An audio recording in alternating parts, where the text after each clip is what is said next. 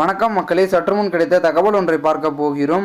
தமிழகத்தில் 40 தொகுதியிலும் தனிப்பெரும்பான்மை யாருக்கு? வெளியான முடிவு திடீர் தகவல். இந்த ஒரு தகவலை பற்றி தான் நாம் பார்க்க போகிறோம்.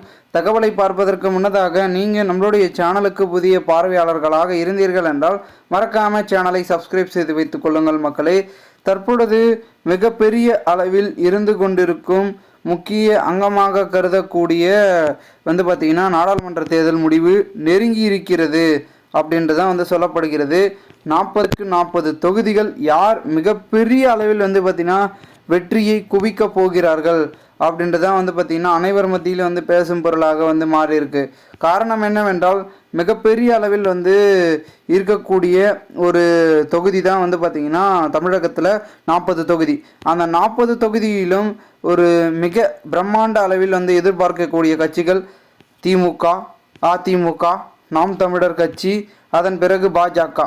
இந்த அளவிற்கு 4 முனை போட்டிகள் நிலவி கொண்டிருந்தாலும் கூட மிகப்பெரிய அளவில் கருத்து கணிப்புகள் ஒரு பக்கம் சொல்லி கொண்டிருந்தார். அதாவது 35% திமுகவுக்கும் டைம் நவ் நிறுவனம் பார்த்திங்கன்னா ஒரு கருத்து கணிப்பு விட்டாங்க. என்னென்னா 35% திமுகவுக்கும் 25 முதல் 30 அதிமுகவுக்கும், பாஜகவுக்கு 5 முதல் 10 நாம் தமிழர் கட்சிக்கு பெரும்பான்மையாக கிடைக்கும் அப்படின்றதே சொல்லியிருந்தாங்க.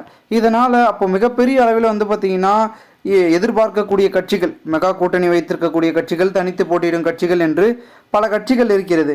இந்த ஒரு சூழலில் தற்பொழுது அடுத்த கட்டமாக மிகப்பெரிய அளவில் எந்த கட்சி தொகுதியை அதிமுகவாக இருக்கட்டும், திமுகவாக இருக்கட்டும், பாஜக, நாம் தமிழர் கட்சி என்று பல கட்சிகள் எது அதிகமாக தொகுதியை கைப்பற்ற போகிறது, கையாள போகிறது, இந்த நாடாளுமன்ற தேர்தல் யாருக்காக அமைய போகிறது அப்படின்றதே பார்த்திங்கன்னா பார்க்கப்படுகிறது.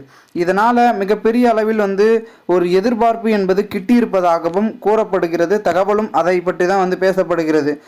கண்டிப்பாக அதிமுக கட்சியும் திமுக கட்சியும் ஒரு 2ஆம் இடத்தையோ முதலிடத்தையோ பிடிக்க வேண்டும் என்ற ஒரு எதிர்பார்ப்பு மிகுந்த அதிகமாக இருந்தாலும் கூட மிக பெரிய அளவில் மாற்றம் ரீதியிலான அரசியல் முன்னெடுப்பு இருக்குமா அப்படின்றத பார்க்கப்படுகிறது. ஏன்னா அந்தந்த கட்சியில் இருக்கக்கூடிய பார்த்திங்கன்னா புள்ளிகள் என்னதான் தீவிரமாக இருந்தாலும் மக்கள் யாரை பார்த்திங்கன்னா யார் வர வேண்டும் என்று விரும்புகிறார்களோ அவர்களே தீர்மானிக்கப்படக்கூடிய ஒரு இடத்தில் இருக்கக்கூடிய சூழலாக எந்த கட்சி இருக்கிறது அப்படின்றத நம்ம பார்க்கப்படுகிறது. பொறுத்திருந்து பார்க்கலாம் என்ன நடக்கப் போகிறது என்பதனை. மேலும் இது போன்று நீங்கள் அரசியல் சார்ந்த நிகழ்வுகளாம் தினசரி தெரிந்து கொள்ள நம்மளுடைய சேனலை சப்ஸ்கிரைப் செய்து வைத்துக் கொள்ளுங்கள் மக்களே. நன்றி, வணக்கம்.